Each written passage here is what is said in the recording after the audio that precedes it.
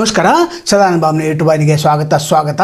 ಶಕ್ತೇಶ್ವರದಲ್ಲಿರ್ತಕ್ಕಂಥ ಹೀರಾ ಸಕ್ಕರೆ ಕಾರ್ಖಾನೆ ರೈತರ 84 ಕೋಟಿ ಬಾಕಿ ಬಿಲ್ಲನ್ನು ಉಳಿಸ್ಕೊಂಡಿದ್ದಾರೆ. ಇದರ ವಿರುದ್ಧವಾಗಿ ರೈತ ಸಂಘಟನೆಯವರು ಹೋರಾಟವನ್ನು ಮಾಡಿದರು. ಅಲ್ಲಿ ಆ ಸಕ್ಕರೆ ಕಾರ್ಖಾನೆ MD ಮತ್ತು ಆಡಳಿತ ಮಂಡಳಿ ಕಚೇರಿ ಮುಂದೆ ಗೆರವು ಹಾಕಿದರು ಮತ್ತು ಶಾಸಕ ನಿಖಿಲ್ ಕತ್ತಿ ವಿರುದ್ಧ ಘೋಷಣೆಯನ್ನು ಕೈಸೆತ್ತಕ್ಕೋಗಿದ್ರು. ಇಷ್ಟೊಂದು ಇಲ್ಲಿ ಭ್ರಷ್ಟಾಚಾರ ಆಗಲಿಕ್ಕೆ ಕತ್ತಿ ಸಹೋದರ ಕಾರಣ ಅಂತ ಹೇಳ್ಬೋದು. ಯಾಕಂದ್ರೆ ಅಪ್ಪನಗೌಡ ಪಾಟೀಲ್ರ ಏನು ಒಂದು ಸ್ಥಾಪನೆ ಮಾಡಿದರು, ತದನಂತರ AB ಪಾಟೀಲ್ ಕೈಯಲ್ಲಿ ಸಿಕ್ಕಿತ್ತು, ತದನಂತರ ಇವ್ರ ಕೈಯಲ್ಲಿ ಯಾವಾಗ ಸಿಕ್ತು, ಅಲ್ಲಿಂದ ಈ ಸಕ್ಕರೆ ಕಾರ್ಖಾನೆ ಲಾಸ್ದಲ್ಲಿದೆ. ಏಷ್ಯಾ ಖಂಡದಲ್ಲೇ ಇದೊಂದು ದೊಡ್ಡ ಕಾರ್ಖಾನೆ ಆಗಿತ್ತು, ಪ್ರಾಫಿಟದಲ್ಲಿತ್ತು. ಬೆಳಗಾವಿ ಜಿಲ್ಲೆಯಲ್ಲಿ ಅಷ್ಟೇ ಅಲ್ಲ, ಕರ್ನಾಟಕದಲ್ಲಿ ಮೊದಲನೇ ಸ್ಥಾನದಲ್ಲಿತ್ತು. ಯಾವಾಗ ಕತ್ತಿ ಸಹೋದರ ಕೈಯಲ್ಲಿ ಸಿಕ್ತು ಅದನ್ನು ಹಿಂದೆ ಹಿಪ್ಪೆ ಮಾಡಿದರು. ಅದು ಸಿಪ್ಪೆ ಅಷ್ಟೇ ಉಳಿಸಿದ್ದಾರೆ ತಮ್ಮ ಪ್ರೈವೇಟ್ ಕಾರ್ಖಾನೆಗೆ. ಇಲ್ಲಿ ಇರ್ತಕ್ಕಂಥ ಸಾಮಾನುಗಳನ್ನು ಕೈತ ಪೂರೈಸಿ ಅವರು ಸ್ವಲಾಭವನ್ನು ಮಾಡಿಕೊಂಡಿದ್ದಾರೆ. ಒಟ್ಟಾರೆ ಸರ್ಕಾರದ ನಿಯಮ ಪ್ರಕಾರ ಕಬ್ಬು ಪೂರೈಸಿದ 14 ದಿನಗಳ ಒಳಗೆ ಬಿಲ್ ಕೊಡಬೇಕಂತಿದೆ. ಕೊಡದೇ ಇದ್ದರೆ ಅವ್ರಿಗೆ ಶಿಕ್ಷೆ ಅಂತಿದೆ. ಆದರೆ ಈ ಪ್ರಭಾವಿ ಶಾಸಕರು ಇರೋದರಿಂದ ನಂತರ ಆಡಳಿತ ಮಂಡಳಿ ಅವರು ಏನು ಮಾಡಲೇ ಇರೋದರಿಂದ, ಅಂದರೆ ಕತ್ತಿ ಸಹೋದರ ಕೈಯಲ್ಲಿ ಆಡಳಿತ ಮಂಡಳಿ ಇದೆ, ಹೀಗಾಗಿ ಏನು ಮಾಡಲಿಕ್ಕೆ ಸಾಧ್ಯನೇ ಇಲ್ಲ. ಇದಷ್ಟೇ ಅಲ್ಲ, ಸತೀಶ್ ಜಾರಕಿಹೊಳಿ ಕೂಡ ಅವರು ಕೂಡ ಬೆಳಗಾಂ ಶುಗರ್ಸಿಂದ 9 ಕೋಟಿ ಬಾಕಿ ಉಳಿಸ್ಕೊಂಡಿದ್ದಾರೆ. ಹೀಗೆ ಅನೇಕರು ಬಾಕಿ ಉಳಿಸ್ಕೊಂಡಿದ್ದಾರೆ. ಅವರು ಕೂಡ ಬೇಗನೆ ಕೊಡಬೇಕು. ನಂತರ ಇದೇ 19ನೇ ತಾರೀಕಿಗೆ ಬೆಳಗಾವಿ DC ಕಚೇರಿ ಮುಂದೆ ಮತ್ತೆ ನಾವು ಹೋರಾಟ ಮಾಡ್ತೇವೆ. ಹೀರಾ ಸಕ್ಕರೆ ಕಾರ್ಖಾನೆಯಿಂದ ಕಬ್ಬಿನ ಬೆಲೆಯನ್ನು ಕೊಡಬೇಕಾಗಿತ್ತು, ಅದು ಕೊಡದೆ ಹೋದರೆ 18 ತಾರೀಕುವರೆಗೆ ನಾವು ಕೊನೆಗೆ ಒಂದು ಎಚ್ಚರಿಕೆಯನ್ನು ಕೊಡ್ತೇವೆ ಅಂಥೇಳಿ ಚುನ್ನಪ್ಪ ಪೂಜಾರಿ ಅವರು ಹೇಳಿದ್ದಾರೆ. ಒಟ್ಟಾರೆ ಈ ಸಕ್ಕರೆ ಕಾರ್ಖಾನೆ ಲಾಸ್ ಆಗಲಿಕ್ಕೆ ಕತ್ತಿ ಸಹೋದರು ಕಾರಣ ಅಂತ ಹೇಳ್ಬೋದು. ನಂತರ ಕಳೆದ 30 ವರ್ಷಗಳಿಂದ ರೈತರು ಬಾಕಿ ಬಿಲ್ ಕೇಳಲಿಕ್ಕೂ ಕೂಡ ಅನಿಸ್ತಾ ಇದ್ದಾರೆ. ಅಂಜುವಂಥ ಯಾವುದೇ ಅಗತ್ಯ ಇಲ್ಲ. DC ಕಚೇರಿ ಮುಂದೆ ದೊಡ್ಡ ಪ್ರಮಾಣದಲ್ಲಿ 19ನೇ ತಾರೀಕು ಬುಧವಾರ ದೊಡ್ಡ ಪ್ರಮಾಣದಲ್ಲಿ ಹೋರಾಟವನ್ನು ನಾವು ಮಾಡ್ತೇವೆ. ಅಲ್ಲಿವರೆಗೆ ಕೊಡದೇ ಇದ್ದರೆ ಅಲ್ಲೇ ನಾವು ಠಿಕಾಣಿ ಹೂಡ್ತೇವೆ ಅಂತೇಳಿ ಚುನಾವ್ ಪೂಜಾರಿ ಹೇಳಿದ್ದಾರೆ. ಶಶಿಕಾಂತ್ ನಾಯ್ಕ ಅವರು ಕೂಡ ಈ ಹೋರಾಟದ ಮುಂದಾಳತ್ವವನ್ನು ವಹಿಸಿದರು. ಈಗ 19ನೇ ತಾರೀಕು ಕೂಡ ಇವರೇ ಮುಂದಾಳತ್ವವನ್ನು ವಹಿಸಲಿದ್ದಾರೆ. ಒಟ್ಟಾರೆ ಎಲ್ಲ ರಾಜ್ಯದ ರೈತರು ಮತ್ತು ರೈತ ಮುಖಂಡರು, ಬೆಳಗಾವಿ ಜಿಲ್ಲೆಯಲ್ಲಿರ್ತಕ್ಕಂಥ ರೈತರು ಕೂಡಿ ಇಲ್ಲಿ ದೊಡ್ಡ ಪ್ರಮಾಣದಲ್ಲಿ ಹೋರಾಟವನ್ನು ಮಾಡಿದ್ದಾರೆ ಅಂತೇಳಿ ಅವರು ಘೋಷಣೆಯನ್ನು ಕೂಗಿದ್ದಾರೆ. ನಂತರ ಹೇಳಿಕೆಯನ್ನು ಕೂಡ ನೀಡಿದ್ದಾರೆ. ಹಾಗಾದರೆ ಆ ಶುಗರ್ ಕಾರ್ಖಾನೆ ಮುಂದೆ ಚುನ್ನಪ್ಪ ಪೂಜಾರಿ ಏನು ಹೇಳಿದರು ಅದನ್ನು ಕೇಳಿಸ್ಕೊಳ್ಳೋಣ. ಈ ಭಾಗದ ಶಾಸಕರಿಗೆ, ರೈತ ವಿರೋಧಿ ಶಾಸಕರಿಗೆ, ಅಕ್ಕಿ ಕೊಡದ ಶಾಸಕರಿಗೆ, ಅಕ್ಕಿ ಕೊಡಿಸದ ಶಾಸಕರಿಗೆ, ರೈತ ವಿರೋಧಿ ಶಾಸಕರಿಗೆ ಅಕ್ಕಿ ಕೊಡ್ಲೇಬೇಕು, ಅಕ್ಕಿಯನ್ನು ಕೊಡ್ಲೇಬೇಕು.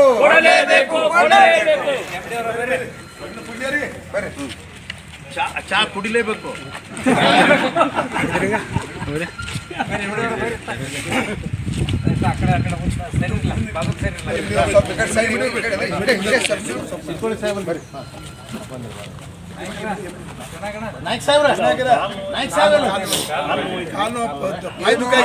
ಇವತ್ತು ಕರ್ನಾಟಕ ರಾಜ್ಯ ರೈತ ಸಂಘ ಮತ್ತು ಎಲ್ಲ ನಮ್ಮ ಈ ಭಾಗದ ಈ ಏನು ಹೀರಾ ಶುಗರ್ ಕಾರ್ಖಾನೆ ಇರ್ತಕ್ಕಂಥ ಸುತ್ತಮುತ್ತ ರೈತರೆಲ್ಲ ಸೇರಿ ಮತ್ತು ನಮ್ಮ ಅದೇ ರೀತಿಯಾಗಿ ಹಿರಿಯರಾಗಿರ್ತಕ್ಕಂಥ ಶಶಿಕಾಂತ್ ನಾಯ್ಕ ಸಾಹೇಬರು ಕೂಡ ಇಲ್ಲಿ ಭಾಗವಹಿಸ್ಯಾರು. ಉದ್ದೇಶ ಏನಪ್ಪ ಅಂತಂದ್ರೆ, ಸುಮಾರು ಜನವರಿಯಿಂದ ಇಲ್ಲಿವರೆಗೆ 4-5 ತಿಂಗಳಾದ ರೈತರ ಕಬ್ಬಿನ ಬಾಕಿ ಕೊಟ್ಟಿಲ್ಲ. ಸುಮಾರು 84-85 ಕೋಟಿ ರೂಪಾಯಿ ಇವತ್ತು ಬಾಕಿಯನ್ನು ಈ ಕಾರ್ಖಾನೆ ಆಡಳಿತ ಮಂಡಳಿ ಉಳಿಸ್ಕೊಂಡೈತಿ. ಅದು ನಮ್ಗೆ ರೈತರಿಗೆ ಭಾಳ ಇವತ್ತು ಅನ್ಯಾಯ ಆಗೈತಿ. ಯಾಕಪ್ಪ ಅಂತಂದ್ರೆ ನಾವು 12 ತಿಂಗಳ 13 ತಿಂಗಳ ಕಷ್ಟಪಟ್ಟು ಇವತ್ತು ಕಬ್ಬನ್ನು ಬೆಳೆಸ್ತು. ಇಲ್ಲಿ ಇದು ನಮ್ಮ ಸಹಕಾರಿ ರಂಗ ಕಾರ್ಖಾನೆ ಐತಿ. ನಮ್ದೆಲ್ಲ ಇಲ್ಲಿ ವ್ಯವಸ್ಥಾಪಕ ಚಲೋ ಐತಿ, ನಿರಂತರವಾಗಿ ಬಿಲ್ ಕೊಡ್ತಾರೋ ಒಂದು 15 ದಿವಸನಾಗ ಅಂತೇಳಿ ನಾವೆಲ್ಲ ಅಭಿಮಾನಲೇ ಇವತ್ತು ಕಬ್ಬನ್ನು ಕಳಿಸಿದ್ವು. 5 ತಿಂಗಳಾದ ಬಾಕಿ ಬಂದಿಲ್ಲ.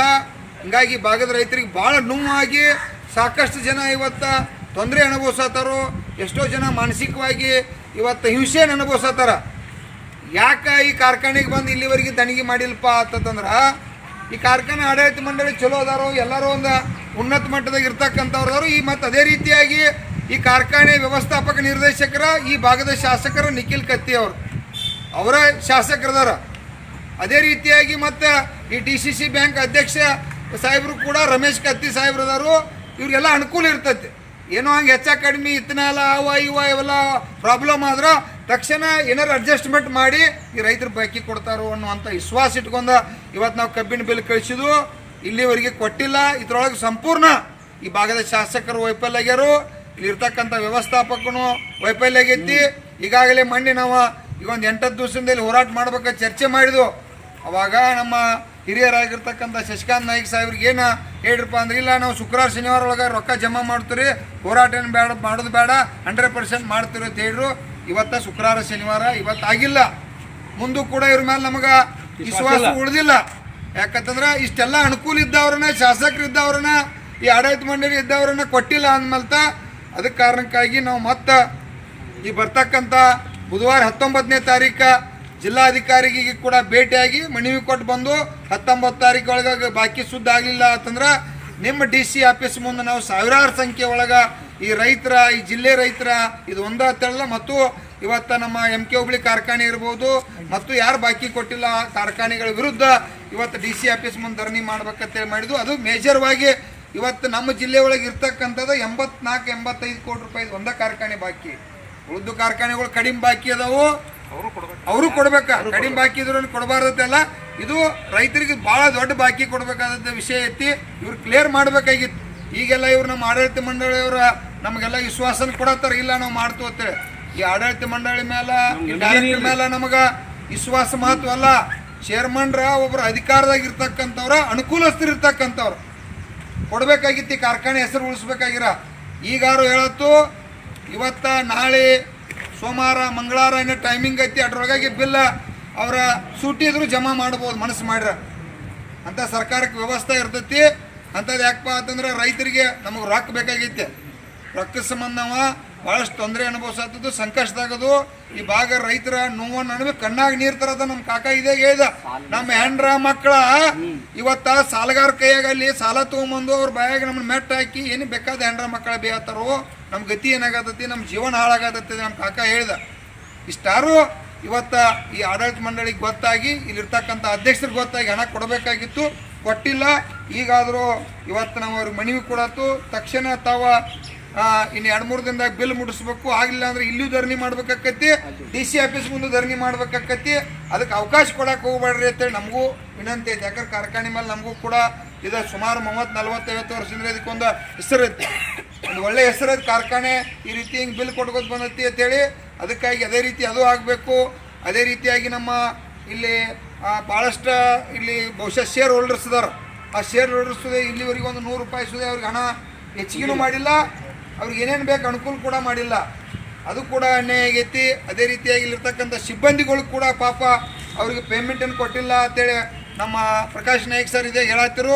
ಅವ್ರಿಗೂ ಕೂಡ ಹಣ ಕೊಡ್ಬೇಕು. ಯಾಕಂದ್ರೆ ಇಲ್ಲಿ ಶ್ರಮ ಪಡ್ತಿರ್ತಾರೋ, ಕೆಲಸ ಮಾಡ್ತಿರ್ತಾರೋ, ಇವತ್ತೆಲ್ಲ ಮಾಡ್ತಿರ್ತಾರೋ ಅಂತ ಮಾಡಬೇಕು. ಇದು ಈ ಕಾರ್ಖಾನೆ ಇದೇ ರೀತಿ ಮುಂದುವರೆದ್ರೆ ಸುಮಾರು 100 ಕೋಟಿ ರೂಪಾಯಿ ಸುದೇ ಸಾಲ ಮಾಡಿರಿ. ಸಾಲ ಮಾಡಬಾರ್ದು, ಸರ್ಕಾರಿ ರಂಗೆ ಯಾಕೆ ಸಾಲ ಮಾಡಬಾರ್ದಪ್ಪ ಅಂತಂದ್ರೆ ಇವತ್ತು ನಾವು ಗುಜರಾತ್ದಾಗದು ನಾವು ಕೇಳ್ತಿರ್ತೀವಿ. ಮೊನ್ನೆ ನಾವು ಸಾಹೇಬ್ರು ಅಭ್ಯಾಸ ಮಾಡಿದಾಗ ಗುಜರಾತ್ದಾಗ ಇವತ್ತು ರೈತರ ಇಲ್ಲಿ 100 ಕೋಟಿ ರೂಪಾಯಿ ರೊಕ್ಕ ಇಡುವಂಥ ಪರಿಸ್ಥಿತಿ ಆಗಿತ್ತು. ತಾವು ಆ ರೀತಿ ಡೆವಲಪ್ಮೆಂಟ್ ಮಾಡ್ಬೇಕಾ. ಯಾಕಂದ್ರೆ ಇವತ್ತು ಶುಗರ್ದಿಂದ, ಇವತ್ತು ಕಬ್ಬಿನಿಂದ ಸಾಕಷ್ಟು ಕಾರ್ಖಾನೆಗಳು ಬೇರೆ ಬೇರೆ ಬಾಯ್ ಪ್ರೊಡಕ್ಟ್ ಮಾಡಿದ ಲಾಭವಾಗಿ ಇವತ್ತು ರೈತರಿಗೆ ಇನ್ನೂ 200 ರೂಪಾಯಿ ಎಲ್ಲರಿಗಿಂತ ಇವತ್ತು ಪ್ರೈವೇಟ್ ಕಾರ್ಖಾನೆಗಿಂತ 200 ರೂಪಾಯಿ ಬಿಲ್ ಹೆಚ್ಚು ಕೊಡ್ಬೇಕು. ತಾವು ಇವತ್ತು 100 ಕೋಟಿ 200 ಕೋಟಿ 300 ಕೋಟಿ ಕಾರ್ಖಾನೆಗಳು ಸಾಲ ಮಾಡಿರಪ್ಪ ಅಂತ ಇದು ದುರ್ದೈವ. ಇಲ್ಲೂ ಏನು ಬಾಯಿ ಮಿಸ್ಟೇಕ್ ಆಗೈತೆ ಅನ್ನೋದು ಕೂಡ ನಾಳೆ ನಾವು DC ಆಫೀಸ್ ಮುಂದೆ ಧರಣಿ ಕೂತು ಅಂದ್ರೆ ಶುಗರ್ ಕಮಿಷನರು ಬರ್ತಾರೋ, ಅದು ಕೂಡ ತನಿಖೆ ಮಾಡಿಸುವಂಥ ವ್ಯವಸ್ಥೆಯನ್ನು ಇವತ್ತು ಕರ್ನಾಟಕ ರಾಜ್ಯ ರೈತ ಸಂಘ ಇರ್ಬೋದು, ನಮ್ಮ ರೈತರು ಇರ್ಬೋದು, ಎಲ್ಲರ ಮುಖಂಡತ್ವೊಳಗೆ ಇವತ್ತು ಹೋರಾಟ ಪ್ರಾರಂಭ ಆಕತಿ. ಅದಕ್ಕೆ ಇವಕ್ಕೆಲ್ಲದಕ್ಕೂ ಅವಕಾಶ ಕೊಡ್ದಾತವ ಕಬ್ಬಿಣ ಬಿಲ್ ಕೊಡ್ಬೇಕಂತೇಳಿ ನಮಗೆ ಇಡೀ ರೈತರ ಪರವಾಗಿ ಮನವಿಯನ್ನು ಕೊಡ್ತಾ ಇದ್ದೀವಿ, ಒತ್ತಾಯವನ್ನು ಕೂಡ ಮಾಡ್ತಾ ಇದ್ದೀವಿ.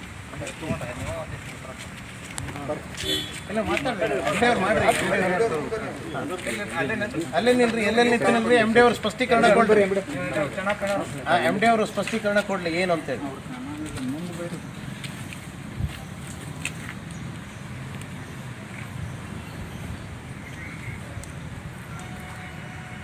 ಸರಿ, ಹೇಳಿ ಎಮ್ ಡಿ ಸರ್. ನಮ್ಮ ಮನವಿಯನ್ನು ಸ್ವೀಕರಿಸಿ ನಮ್ಮ ಮನವಿಯ ಬಗ್ಗೆ ಆಡಳಿತ ಮಂಡಳಿಯ ಗಮನಕ್ಕೆ ತಂದು ಕಬ್ಬಿನ ಬಿಲ್ಲನ್ನು ಕೊಡುವಂಥ ವ್ಯವಸ್ಥೆ ಮಾಡಿ ನಾನು ಅವ್ರಿಗೆ ತಿಳಿಸಿ ಆದಷ್ಟು ಬೇಗನೆ ಕಬ್ಬಿನ ಬಿಲ್ ಕೊಡಲಿಕ್ಕೆ ಪ್ರಯತ್ನವನ್ನು ಮಾಡಲಿಕ್ಕೆ ಹೇಳ್ತೀನಿ. ಹೇಗೆಂದ್ರೆ ಭಾಳ ಪ್ರಕಾರ ಇದೆ ಸಾವಿರ ಒಂದು ವರ್ಷ ಹೋಗ್ಬೋದು, 6 ತಿಂಗಳು ಹೋಗ್ಬೋದು. ನಮಗೆ ಟೈಮಿಂಗ್ ಹೇಳ್ರಿ, ಯಾಕಂದ್ರೆ ಗಂಡ್ರು ಕಡದಾರಲ್ಲ, ಗಂಡ್ರಿಗೆ ಹೇಳ ಬರ್ತೈತ್ರಿ. ಇಲ್ಲ ನಿಮ್ಮ ನಂಬರ್ ಕೂಡ ಅವ್ರಿಗೆ ಇದಾಗ ಮಾತಾಡಿದ್ರೆ ನಾವು ಹೋಗಿ ಬ್ಯಾಂಕ್ದಾಗ ಕೊಡ್ತೇವ್ರಿ. ಕರ್ನಾಟಕ ರಾಜ್ಯ ರೈತ ಸಂಘಕ್ಕೆ ಕಬ್ಬಿನ ಬಾಕಿ ಕೊಡ್ಲೇಬೇಕು, ಕಬ್ಬಿನ ಬಾಕಿ ಕೊಡ್ಲೇಬೇಕು, ಕಬ್ಬಿನ ಬಾಕಿ ಕೊಡ್ಲೇಬೇಕು, ಭಾಗದ ಶಾಸಕರು ಕಬ್ಬಿನ ಬಾಕಿಯನ್ನು ಕೊಡಿಸಲೇಬೇಕು, ಈ ಭಾಗದ ಶಾಸಕರು ಕಬ್ಬಿನ ಬಾಕಿಯನ್ನು ಕೊಡಿಸಲೇಬೇಕು, ಈ ಭಾಗದ ಶಾಸಕರು ಕಬ್ಬಿನ ಬಾಕಿಯನ್ನು ಕೊಡಿಸಲೇಬೇಕು, ರೈತ ವಿರೋಧಿ ಸರ್ಕಾರಕ್ಕೆ, ರೈತ ವಿರೋಧಿ ಜಿಲ್ಲಾಡಳಿತಕ್ಕೆ, ಕಬ್ಬಿನ ಬಾಕಿ ಕೊಡಿಸದ ಜಿಲ್ಲಾಡಳಿತಕ್ಕೆ